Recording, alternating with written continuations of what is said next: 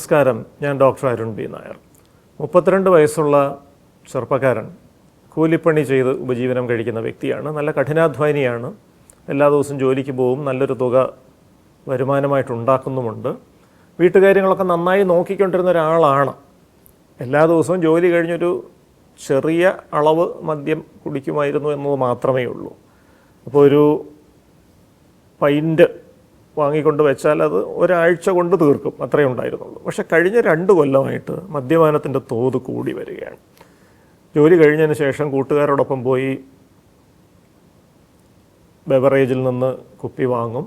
എന്നിട്ട് അത് രാത്രി വൈകുന്നത് വരെ എവിടെയെങ്കിലുമൊക്കെ ഇരുന്ന് കുടിക്കും. കുടിക്കുന്നതിൻ്റെ അളവ് വളരെ കൂടി വരുന്നു. ഇപ്പോൾ പലപ്പോഴും അർദ്ധരാത്രി കഴിഞ്ഞ ശേഷം ഏതെങ്കിലും കൂട്ടുകാർ വീട്ടിൽ കൊണ്ടുവന്ന് ആക്കുകയാണ്. അപ്പോഴേക്കും നടക്കാൻ പോലും പറ്റാത്ത വിധത്തിൽ മദ്യത്തിൻ്റെ പൂർണ്ണമായ സ്വാധീനത്തിൽപ്പെട്ട അവസ്ഥയിലേക്ക് ആ വ്യക്തി എത്തിച്ചേരുന്ന ഒരു സാഹചര്യമാണ് ഉള്ളത്. അപ്പോൾ കഴിഞ്ഞ 2 കൊല്ലമായി ഇത്തരത്തിൽ ദിവസേന മദ്യപിക്കുന്നുണ്ട്. കഴിഞ്ഞ ഒരു 3 മാസമായിട്ടെങ്കിലും ഒരു ദിവസം ഒരു ഫുൾ ബോട്ടിൽ മദ്യം തന്നെ കഴിക്കുന്ന അവസ്ഥയുണ്ട്.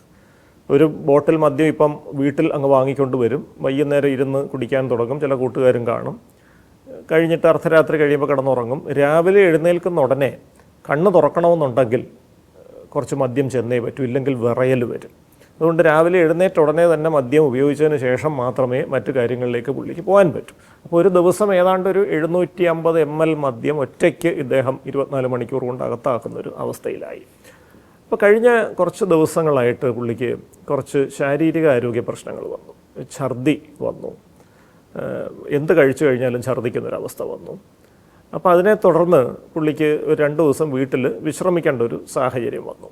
ഈ 2 ദിവസവും ജോലിക്ക് പോയില്ല, മദ്യവും കുടിച്ചില്ല. കാരണം വാങ്ങി വെച്ചിരുന്ന മദ്യം തീർന്നിട്ടുണ്ടായിരുന്നു. 3-ാം ദിവസമൊക്കെ ആയപ്പോഴേക്ക് ഒരു സ്ഥലകാലബോധവും ഇല്ലാത്ത രീതിയിലുള്ള പെരുമാറ്റം. എവിടെയാണ് കിടക്കുന്നതെന്ന് അറിഞ്ഞുകൂടാ, ചുറ്റുമുള്ള ആളിനെ മനസ്സിലാവുന്നില്ല, സ്ഥലം മനസ്സിലാവുന്നില്ല, ആകെ പിച്ചും പേയും പറയുന്ന അവസ്ഥ. അപ്പോൾ ആശുപത്രിയിലേക്ക് എത്തിച്ചു കഴിഞ്ഞപ്പോൾ നമ്മൾ നോക്കുമ്പോഴേക്കും ആൾ ഒരു നേരെ നിൽക്കാൻ പോലും പറ്റാത്ത വിധത്തിലുള്ളൊരു അവസ്ഥയാണ്.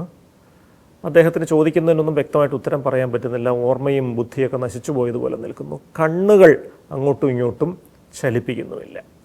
അപ്പോൾ ഇത് മദ്യം തലച്ചോറിനെ ബാധിക്കുന്ന ഒരു അവസ്ഥയുടെ ലക്ഷണങ്ങളാണ്. 2 പ്രശ്നങ്ങളാണ് ഇവിടെ വന്നിരിക്കുന്നത്. ഒന്ന്, നിരന്തരമായി മദ്യം കഴിക്കുന്ന ഈ വ്യക്തി അതിൻ്റെ കൂടെ കുറച്ച് നോൺ വെജിറ്റേറിയൻ വിഭാഗത്തിൽപ്പെടുന്ന, മാംസ വിഭാഗത്തിൽപ്പെടുന്ന കുറച്ച് ഭക്ഷ്യ വസ്തുക്കൾ മാത്രമാണ് കഴിച്ചുകൊണ്ടിരുന്നത്. മറ്റു കാര്യങ്ങൾ, പച്ചക്കറികളോ അങ്ങനത്തെ കാര്യങ്ങളോ ഒന്നും കുറേ നാളായിട്ട് കഴിക്കുന്നതേയില്ല.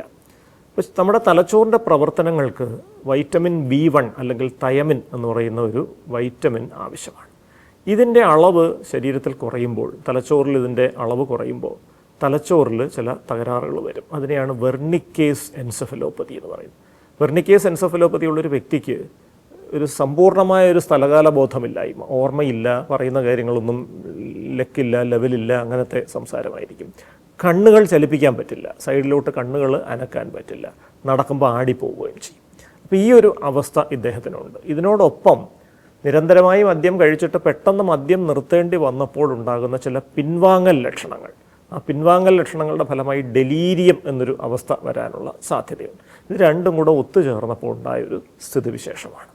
അപ്പോൾ ഇത്തരം സന്ദർഭങ്ങളിൽ നമ്മൾ ഈ തയമിൻ എന്ന് പറയുന്ന വൈറ്റമിൻ വലിയ അളവിൽ കൊടുക്കേണ്ടി വരും. എങ്കിൽ മാത്രമേ തലച്ചോറിൻ്റെ പ്രവർത്തനങ്ങൾ സാധാരണഗതിയിലേക്ക് എത്തൂ. രക്തപരിശോധന നടത്തിയിട്ട് മറ്റ് ആന്തരിക അവയവങ്ങൾക്കൊക്കെ മദ്യം ഉപയോഗിച്ചത് മൂലം എന്തുമാത്രം കേടുപാട് വന്നു എന്നുള്ളത് നമ്മൾ നിർണ്ണയിക്കണം. കരളിൻ്റെ പ്രവർത്തനങ്ങൾ തകരാറിലായിട്ടുണ്ടാവും, രക്തത്തിലെ ലവണങ്ങളുടെ അളവിൽ വ്യത്യാസം വന്നിട്ടുണ്ടാകും, ഗ്ലൂക്കോസിൻ്റെ അളവിൽ വ്യത്യാസം വന്നിട്ടുണ്ടാകും. ഇതൊക്കെ നമ്മൾ നിർണ്ണയിച്ച് അതിന് ആവശ്യമായ ചികിത്സ കൊടുക്കേണ്ടി വരും. മാത്രമല്ല, പൊടുന്നനെ മദ്യം നിർത്തുമ്പോൾ ഉണ്ടാകുന്ന പിൻവാങ്ങൽ ലക്ഷണങ്ങൾ, ആ പിൻവാങ്ങൽ ലക്ഷണങ്ങൾ പരിഹരിക്കാൻ വേണ്ടി ബെൻസോഡൈസപ്പിൻ വിഭാഗത്തിലുള്ള മരുന്നുകളും കൊടുക്കേണ്ടി വരും. ഏതാണ്ട് ഒരാഴ്ചക്കാലം ഇത്തരത്തിലുള്ള ചികിത്സ തുടങ്ങിയ ശേഷം ഈ ലക്ഷണങ്ങളെല്ലാം തീർത്തും നോർമലായി. അയാൾ രാത്രിയിൽ ഉറങ്ങാൻ തുടങ്ങി, അയാൾ നടക്കുമ്പോൾ ആട്ടം മാറി, അയാളുടെ കണ്ണുകളുടെ ചലനങ്ങൾ സാധാരണഗതിയിലായി, സംസാരം നോർമലായി, വിറയലും വെപ്രാളവും ഒക്കെ മാറി അദ്ദേഹം വളരെ നോർമൽ അവസ്ഥയിലേക്ക് വന്നു. പലപ്പോഴും ഒരു 6 മാസം തൊട്ട് 9 മാസം വരെ തുടർ ചികിത്സ തുടരേണ്ടതുണ്ട്.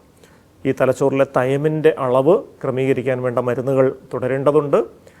മദ്യത്തിൻ്റെ പിൻവാങ്ങൽ ലക്ഷണങ്ങൾ പരിഹരിക്കാനുള്ള മരുന്നുകൾ ബെൻസോഡൈസപ്പിൻസ് ഏതാനും ദിവസങ്ങൾക്ക് ശേഷം നിർത്താം. പക്ഷേ വീണ്ടും മദ്യപാന ശീലത്തിലേക്ക് അദ്ദേഹം പോകുന്ന ഒരു സാഹചര്യം വരാതിരിക്കാൻ വേണ്ട പുനഃപതന പ്രതിരോധ ഔഷധങ്ങൾ, റിലാപ്സ് പ്രിവെൻഷൻ മെഡിക്കേഷൻസ്, അത് തുടരേണ്ടതുണ്ട്.